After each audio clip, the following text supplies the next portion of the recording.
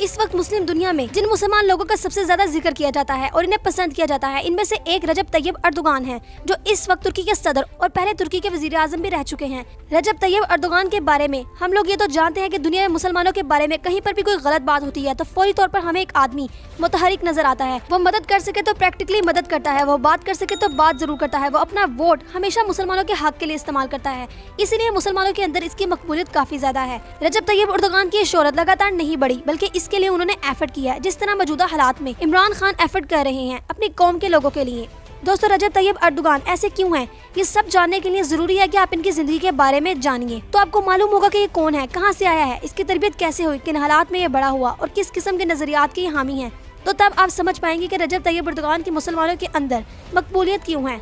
तो दोस्तों, यही सब आज की वीडियो में मैं आपके साथ शेयर करूंगी। लेकिन दोस्तों, अगर आप यही सब इमरान खान के बारे में भी जानना चाहते हैं तो ऊपर दिए गए आई बटन को क्लिक करके आप इमरान खान के बारे में भी ये सब जान सकते हैं। दोस्तों, मेरा नाम है महानूर और आप देख रहे हैं फैक्ट WY। अगर अभी तक आपने इस चैनल को सब्सक्राइब नहीं किया तो इसको सब्सक्राइब और बेल आइकन को प्रेस कर लें ताकि आपको हर नई आने वाली वीडियो की अपडेट मिल सके। तो सबसे पहले शुरू से आगाज कर लेते हैं। दोस्तों, आज से 59 साल कबल तुर्की के एक साहिली इलाके में एक मेहनतकश अहमद अर्दोगान के घर 26 फरवरी 1956 के रोज एक बेटे की पैदाइश हुई। बच्चे की मां अंसार तंजीला अर्दोगान ने अपने बेटे का नाम रजब तैयब अर्दोगान रखा। इनका खानदान तुर्की के तारीखी शहर इस्तांबुल के मजाफाती इलाके बेओगलो में आबाद था। इन दिनों अहमद अर्दोगान फल बेचकर अपने बीवी बच्चों का पेट पालते। आमदनी बहुत कम थी और मामूली गुजर बसर हो रहा था। अहमद अर्दोगान के सर पर 5 बच्चों की तालीम और तरबियत का बोझ था। फिर कुछ अरसे के बाद वो तुर्की के साहिली इलाके के तंजीम में कोस्टल गार्ड के कप्तान के तौर पर मुलाजमत करने लगे। तैयब अर्दोगान की इब्तदाई दिन इंतहाई गुर्बत और तंग दस्ती में गुजरे। वो खुद बताते हैं कि इनके लड़कपन में इन्हें अपने वालिद से सिर्फ 2.5 लीरा खर्च के हिसाब से मिलता था। तुर्की की जो करेंसी है इसका नाम लीरा है। तैयब अर्दोगान 2.5 लीरा से पोस्ट कार्ड खरीद कर मुनाफा पर बेचते और हासिल होने वाली रकम से अपना जेब खर्च चलाते। कभी वो गर्मियों की छुट्टियों में इस्तांबुल की सड़कों पर राह चलते लोगों को ठंडा पानी और नींबू पानी फरोख्त करते और कभी कभी तो जो तुर्की की स्पेशल ब्रेड होती है वो भी बेचा करते थे। और इस सब से जो आमदन हासिल होती थी अपनी फैमिली पर खर्च करते और अपनी किताबें खरीदते। तैयब अर्दोगान एक फोन पर तकरीर करते हुए कहते हैं कि कई बार इनके घर में सालन तैयार नहीं होता था। वो कहते हैं कि हम खरबूजे से नान रोटी खाते थे और जब मैं बचपन में मदरसे पढ़ने जाता था तो हमारे इलाके के कई लोग मुझसे कहा करते थे कि बेटा क्यों अपना मुस्तकबिल खराब कर रहे हो, किसी अच्छे स्कूल में दाखिला लो और अपना मुस्तकबिल बनाओ। तब मैं इनकी बातें बड़े अदब से सुनता और मुस्कुराते हुए चला जाता। दोस्तों, इसके बाद उन्होंने अपनी इब्तदाई तालीम बेओगलो शहर के एक स्कूल में हासिल की। ये स्कूल एक मजहबी नोयत का स्कूल था, यानी इसका जो नाम है वो इमाम हातिब स्कूल है और यहाँ से उन्होंने अपनी ग्रेजुएशन कंप्लीट की। इस स्कूल का एक कानून था, वो समझना आपके लिए थोड़ा जरूरी है। इसका एजुकेशन देने का फॉर्मूला ये था कि ये 1/4 यानी 85% तालीम जो है वो कुरान मजीद की अरबी, हदीस नबी और सीरत नबी सल्लल्लाहु अलैहि वसल्लम पर मबनी था। दोस्तों, यहाँ से तालीम हासिल करने के बाद उन्होंने तुर्की के मारूफ यूनिवर्सिटी मरमरा में दाखिला ले लिया और वहाँ से इकोनॉमिक्स और एडमिनिस्ट्रेटिव साइंस में मास्टर्स की डिग्री हासिल कर ली। जवानी में तैयब अर्दोगान को फुटबॉल का भूत सवार था। वो अपने शहर के बेहतरीन खिलाड़ियों में शुमार होते थे। तैयब अर्दोगान की ख्वाहिश थी कि वो अपने नेशनल टीम के लिए खेले, लेकिन वालिद के मना करने के बाइस उन्होंने हमेशा के लिए फुटबॉल को खैराबाद कह दिया। दोस्तों, आपको याद होगा कि दौरे पाकिस्तान के वक्त उन्होंने ये भी कहा था कि मैं इमरान खान की तरह एक खिलाड़ी रह चुका हूँ, माजी में मैं भी फुटबॉल खेलता था। दोस्तों, बेओगलो शहर के जिस स्टेडियम में वो फुटबॉल खेलते थे वहाँ का नाम अब रजब तैयब अर्दोगान के नाम पर है। तैयब अर्दोगान को शुरू से ही सियासत में दिलचस्पी थी। फुटबॉल छोड़ने के बाद वो गली मोहल्ले की सियासत में आ गए। उन्होंने कॉर्पोरेशन लेवल तक की सियासत की और फिर रजब तैयब अर्दोगान 22 साल की उम्र में यूथ पार्टी के हेड मुकर्रर हो गए और इस तरह तैयब अर्दोगान ने 1976 में सियासत का आगाज किया और 18 साल कोशिश करने के बाद वो एक बहुत ही जबरदस्त मुकर्रर बने। बड़ी जबरदस्त तकरीर करते और फिर इनको मौका मिल गया। दोस्तों, 4 फरवरी 1974 में यानी इसी साल में उन्होंने अरब नस्ल से ताल्लुक रखने वाली खातून अमीना से शादी कर ली। इनके यहाँ 2 बेटे और 2 बेटियाँ हुई। बेटों का नाम अहमद और बिलाल, जबकि बेटियों के नाम असरा और समिया है। 1984 में तैयब अर्दोगान नजमुद्दीन अल-बकान के वेरफल पार्टी के डिस्ट्रिक्ट के हेड मुकर्रर हुए। इससे 1 साल बाद 1985 में उन्हें डिवीजनल इस्तांबुल का हेड मुकर्रर कर दिया गया और पार्टी के एक्सिक्यूटिव सेंटर मेंबर बना दिया गया।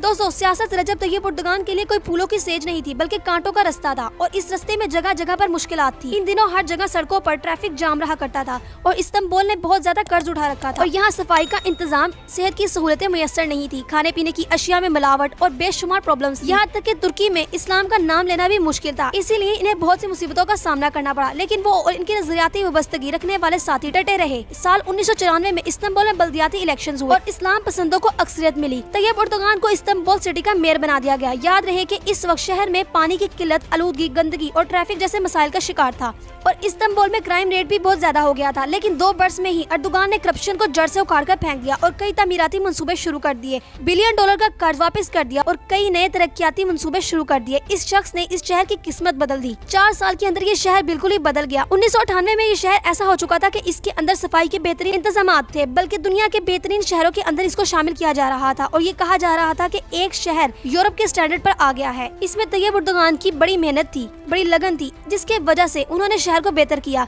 लोगों को लगा कि एक शख्स अगर एक शहर को इतना बेहतर कर सकता है तो फिर एक मुल्क को भी कर सकता है। लेकिन इस वक्त तक तुर्की के मरकज में सेकुलरिज्म वाले लोग हुकूमत कर रहे थे। तुर्की के अंदर करप्शन आम थी, हालात बहुत खराब थे, लॉ एंड ऑर्डर था ही नहीं। जब पॉलिटिकल एलीट थी, इनको पूछने वाला कोई नहीं था। ताकतवर के सामने कानून जो है वो सर नीचे कर लेता था, जिसकी लाठी इसकी भैंस वाला हिसाब था। और तुर्की की सबसे बड़ी ख्वाहिश थी एक सेकुलर मुल्क होने की वजह से हम किसी तरह यूरोपीय यूनियन का हिस्सा बने और इसके लिए वो किसी भी लेवल पर जाने के लिए तैयार थे। अपना माजी इक़्तिदार भूल चुके थे। इनसे कुस्तुनतुनिया यानी इस्तांबुल में मौजूद मुसलमानों की ये जीत हजम नहीं हुई और इसी साल 1998 में एक जलसा हुआ जिसमें अर्दोगान मेहमान खुसूसी थे। वहाँ उन्होंने एक नज़म पढ़ी। वो नज़म ये थी, मस्जिदें हमारी छावनियाँ हैं, गुम्बद हमारे होठ हैं, मीनारें हमारी संगीनें हैं और मोमिन हमारे सिपाही हैं। ये नज़म पढ़ना अर्दोगान के लिए जुर्म बन गया। अर्दोगान को हटा दिया गया और 4 महीने के लिए कैद सुना दी और इनकी पार्टी पर भी पाबंदियां लगा दी गई। लेकिन अर्दोगान ने हौसला नहीं हारा और 2001 में जस्टिस एंड डेवलपमेंट के नाम से एक सियासी जमात की बुनियाद रखी। 2002 में इंतखाबात हुए और अर्दोगान की पार्टी ने रिकॉर्ड साज वोट हासिल किए, मुखालिफिन को हैरत में डुबो दिया। इनकी पार्टी ने तुर्की में 2/3 अक्सरियत हासिल कर ली।